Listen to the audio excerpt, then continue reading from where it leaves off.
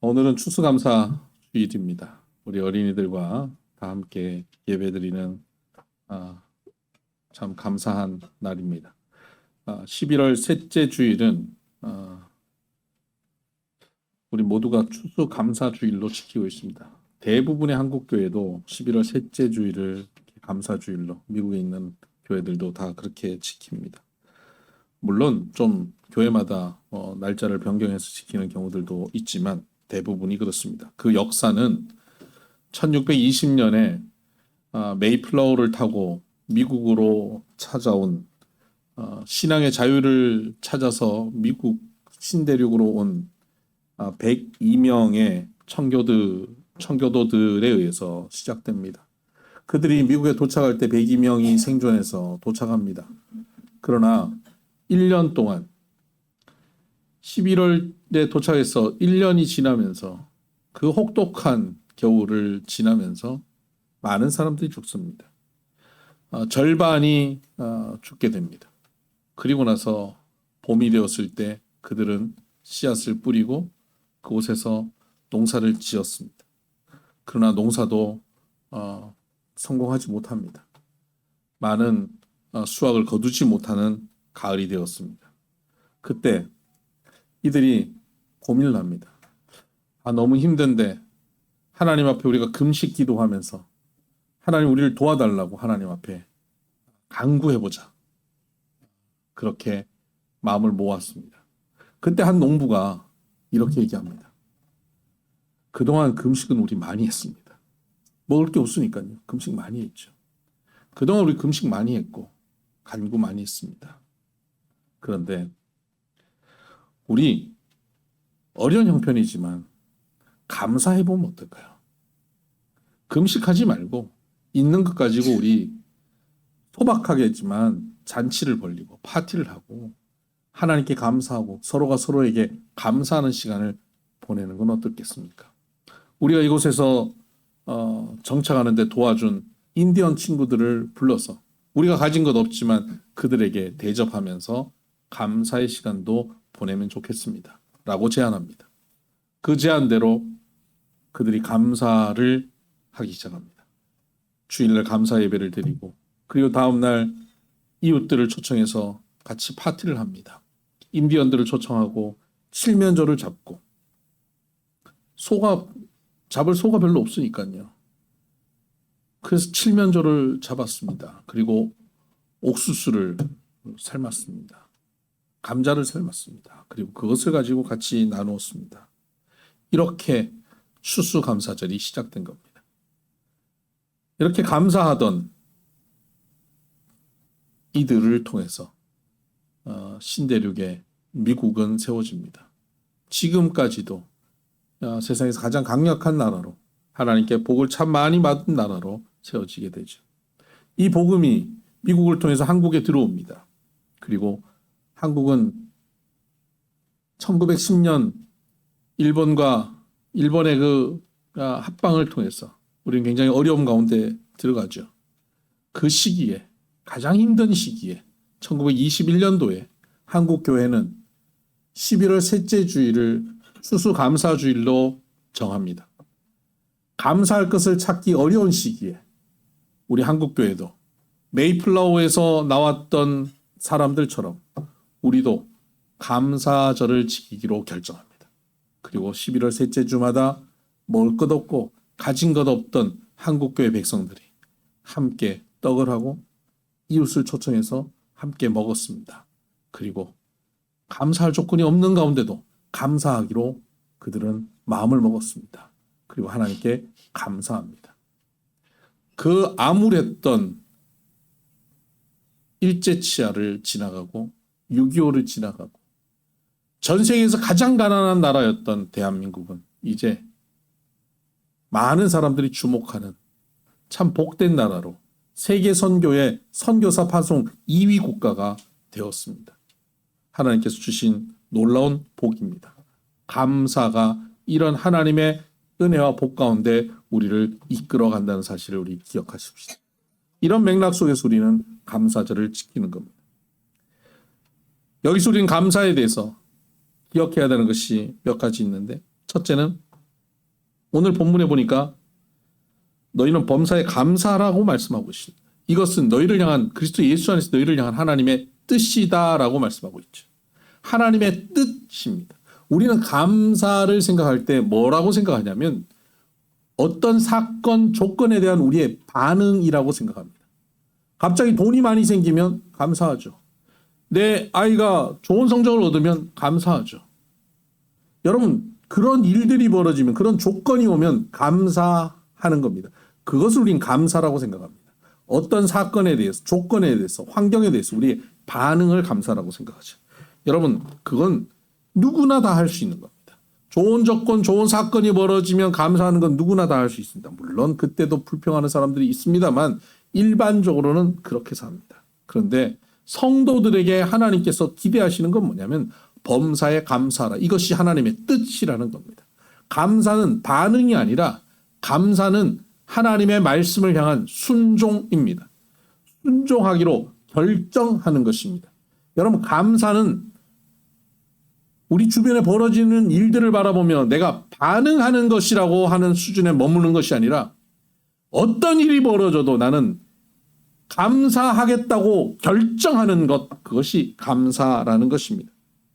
여러분, 감사는 우리가 만들어진, 우리가 창조된 존재들에게 주어져 있는 존재 양식입니다. 하나님께서는 우리를 감사하도록 만드셨습니다. 하나님의 뜻입니다. 감사하도록 만드신 겁니다. 그렇게 존재하게 만드셨습니다. 자동차는 달리도록 만들었습니다. 앞으로 가고 뒤로 가고 달리도록 만들었습니다. 그런데 자동차를 타면 달려야 될 텐데 자동차를 타고 날고 싶은 사람이 있다면 어떻게 하겠습니까? 가다가 자동차가 날 수 있을 만한 상황이 도달하잖아요. 이렇게 정지턱, 안전턱 같은 거 이렇게. 그것도 동네마다 굉장히 높은 턱이 있어요. 날기 원하는 사람은 엄청나게 달려서 그 앞에서 웬만한 사람은 속도를 줄일 텐데 거기서 속도를 높입니다. 그럼 날아요. 한 0.5초 납니다. 그리고 떨어지죠.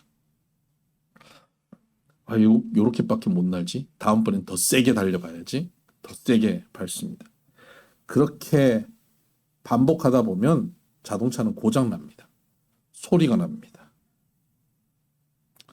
여러분, 원래 만들어져 있는 목적대로 사용하지 않으면요, 고장 납니다. 우리 인간은 감사하라고 하나님이 만드셨습니다.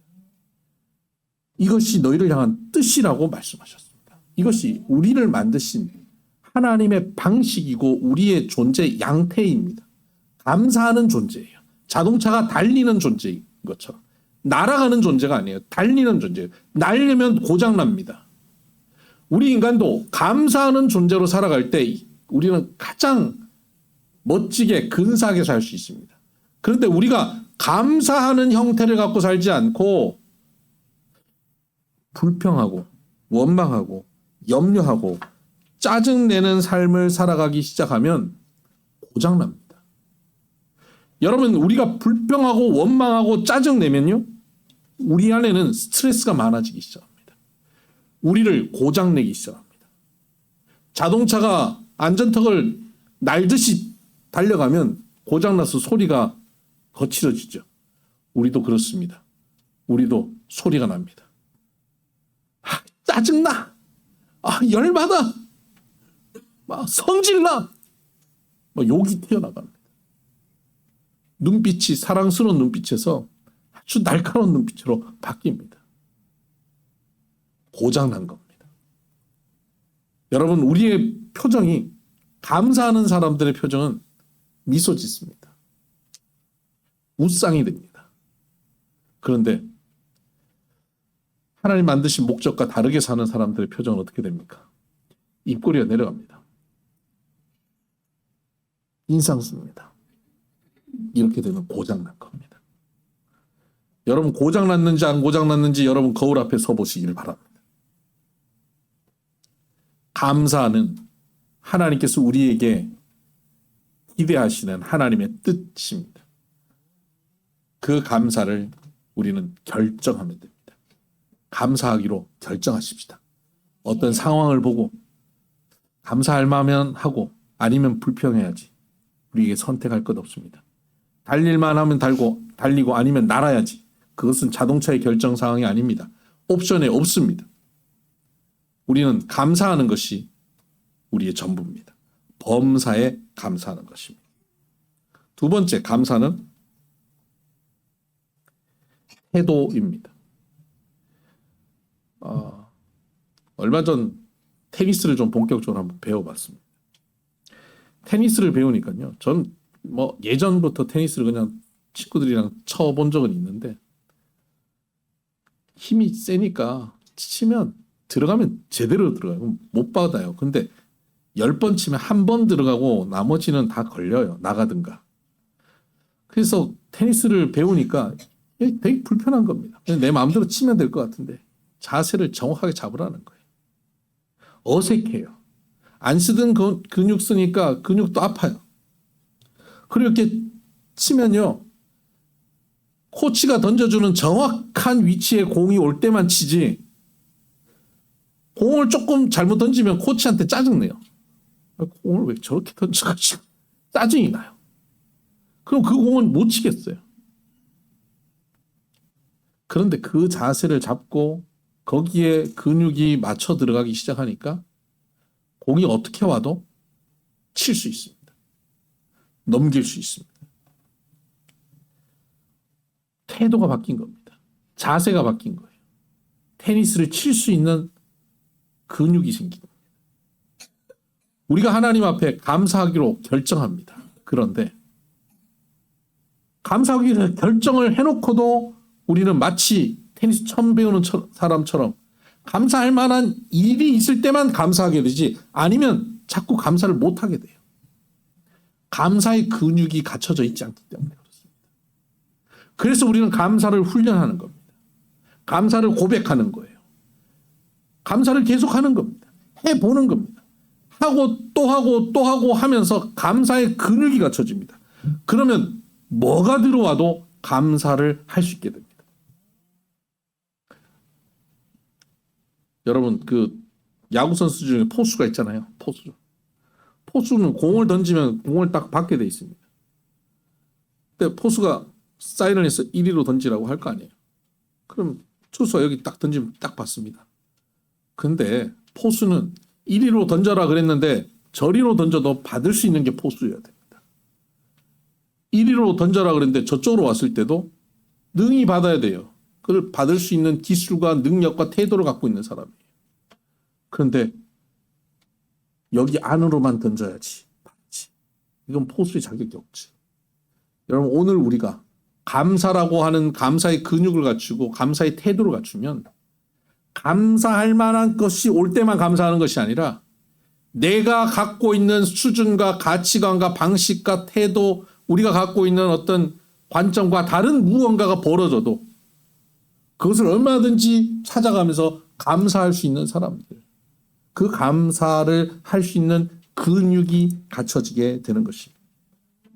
이 감사의 근육을 갖추기를 바랍니다. 그래서 우리는 감사를 훈련해야 됩니다. 우리 교회는 감사 클럽이 있죠. 우리 천세영 간사가 이끄는 클럽입니다. 매일 3개씩 감사를 올립니다. 어떨 때는 감사할 게 없어가지고 커피 감사, 밥 감사, 침대 감사. 제 아들 얘기입니다. 이렇게 1년 내내 그걸 씁니다. 그런데 그렇게 하는 것이 훈련입니다. 근데 그것도 빼먹으면 어떻게 되는지 아십니까? 그 다음날 커피를 써야 됩니다. 커피 한 잔을 써야 돼요.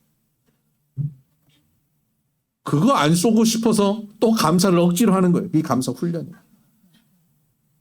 감사를 훈련하고 또 훈련하고 훈련하면 어떤 변화가 생기냐면 심리학자와 뇌신경의학자들 이런 사람들이 요새 감사에 대해서 연구를 많이 했습니다.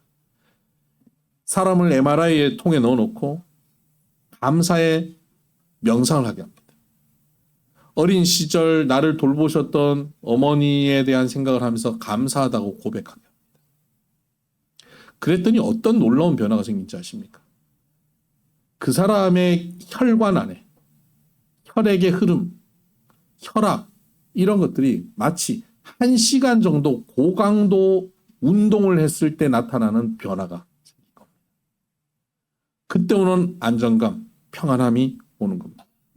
뇌에는 이 중간에 편도체라고 하는 것이 있죠. 우리가 불안하고 우리가 두려울 때 모든 활성화되었고 우리 몸을 완전히 장악해버린 편도체라는 게 있습니다. 그것이 활성화되면 우리는 굉장히 스트레스 상황에 들어가는데요. 항상 모든 사람은 이 편도체가 활성화되어 있어요. 현대인들이.